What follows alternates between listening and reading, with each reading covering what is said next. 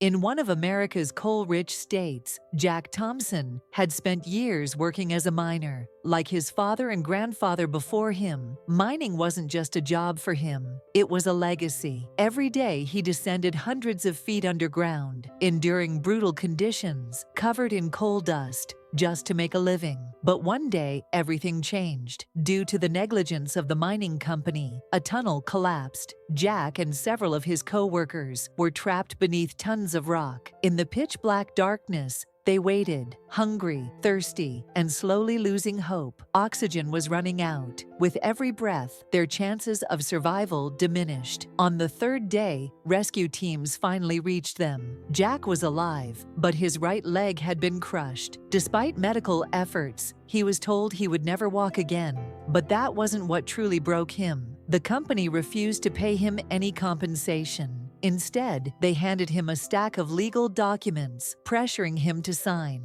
The papers stated that the company bore no responsibility for the accident. When he refused to sign, they fired him. Jack realized that after dedicating years of his life to the mine, all it had given him in return was a broken body and an empty wallet. After losing his job, Jack's life spiraled downward. Unable to stand on his feet, he struggled to find work. No company wanted to hire a disabled miner. His insurance claims were denied. The taxes he had paid for years gave him nothing in return. When he could no longer afford rent, his wife and 2 children left him. Financially, they were sinking, and his crippled body had become a burden they could no longer carry. Jack was left alone in an empty apartment, abandoned by the only people who mattered to him. As days passed, he fell into deep depression. He had spent his entire life as a miner. He knew nothing else. He couldn't walk. He couldn't work. It felt as if life had decided he didn't deserve a second chance. But one day, while searching through his old belongings, he found something familiar: his guitar. When he was younger, he used to play it to escape reality. Now, it was the only thing he had left. From that day on, Jack took to the streets. Seated in his wheelchair, he played his guitar for strangers, hoping to make just enough to survive. But winter was approaching fast, and the bitter cold was about to become his greatest enemy. Jack's fingers struggled to press the guitar strings. The cold had seeped deep into his bones. His hands trembled with every note, but he kept playing, because music was all he had left to hold on to. The streets were full of people, wrapped in thick coats, heads down,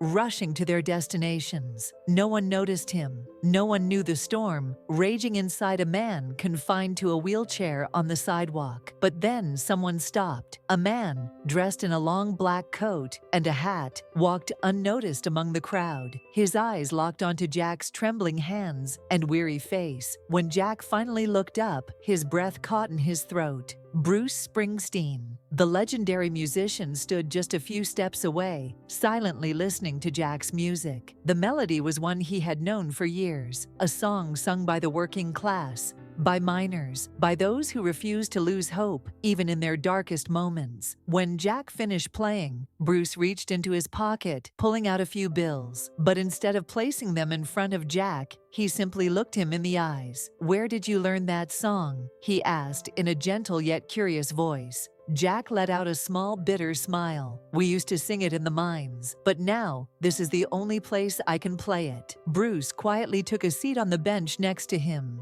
The people passing by had no idea how important this moment was. "Tell me your story," Bruce said. Jack hesitated at first. Would it even matter to tell it? But something inside him, a weight he had carried for years, needed to be spoken. "I grew up working in the mines," he said, his voice unsteady. "My father was a miner. So was my grandfather. In my family, the men went down into the mines. There was no other choice." His fingers gently moved across the guitar strings, as if each word pulled him back into the past. "One day, the tunnel collapsed. We were inside. The darkness, it was so thick, you could feel it in your lungs. We were trapped for days. Oxygen was running out. There was no water. And you know what I thought about the most? Not death. I thought about my family. The idea of never seeing my kids again." Jack's voice broke. Bruce never looked away. After 3 days, they pulled us out. But I was told I'd never walk again. I could never go back down there. The place where I made my living had taken everything from me. A bitter smile spread across his face. And you know what happened next? The company handed me a paper, told me to sign it if I wanted compensation.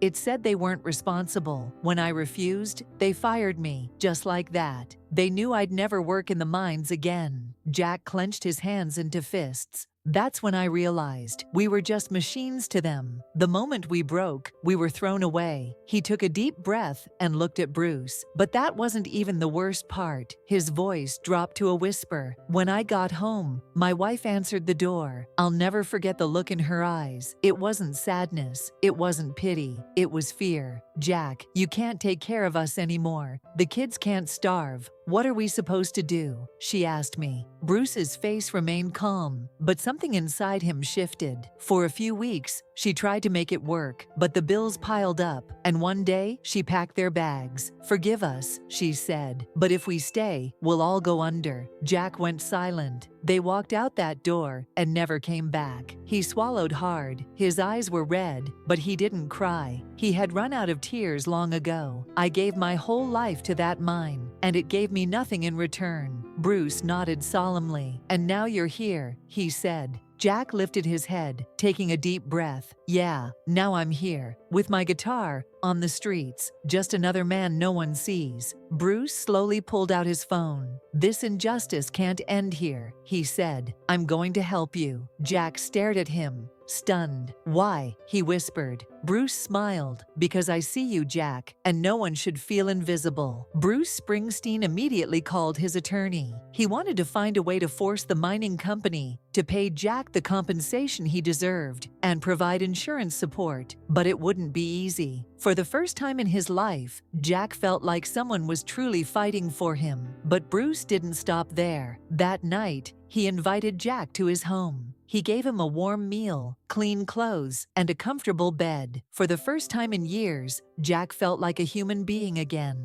The lawyers got to work, the media picked up the story, and soon, a lawsuit was filed. The mining company could no longer cover up its wrongdoing. In the end, the court ruled in Jack's favor. The company was ordered to pay the long overdue compensation, along with an additional settlement for their negligence. But for Jack, the real victory wasn't the money. He was invisible no more. After the lawsuit was settled, Jack was no longer living on the streets. First, he found himself a small home. Then, he took the first step toward fulfilling an old dream: music. With Bruce Springsteen's help, he was invited to a recording session. He didn't want to be a rock star performing on big stages. He just wanted to turn his experiences into music. A few months later, Jack released his own album, filled with songs he had written about his struggles and his journey. The album was called From Underground to the Sky, and his first live performance, it was at one of Bruce Springsteen's events. When Jack rolled onto the stage in his wheelchair, thousands of people stood up and applauded. Bruce Springsteen walked over to him, leaned into the microphone and said, "This man has taken life's hardest punches and still found a way to rise. And now, he's here with us. This is what a real hero looks like." Jack wiped his tears and took the mic. "For the first time in my life, someone truly gave me a chance. Bruce, you're not just a rock star. You're the man who brought me back to life." And that night, Jack didn't just sing a song. He reclaimed his life.